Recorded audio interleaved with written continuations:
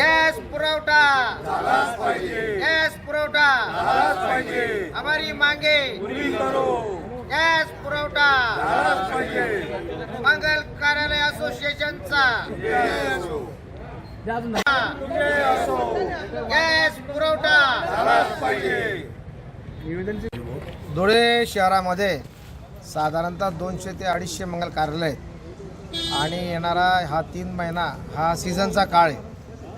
ह्या काळात जर आम्हाला गॅस मिळाला नाही तर उपासमारीची पाळी मंगल कार्यालय आणि त्याचबरोबर त्याला जे संलग्न आमची खालची पोटाखालची टीम आहे यांच्यावर उपासमारीची पाळी येईल.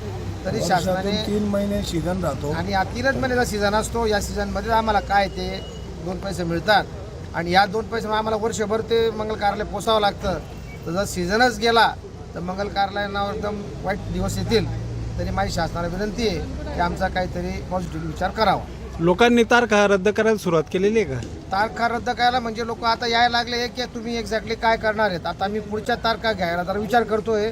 आम्ही घाई करत नाही, आम्ही समोरच्यांकडनं लिहून घेतोय.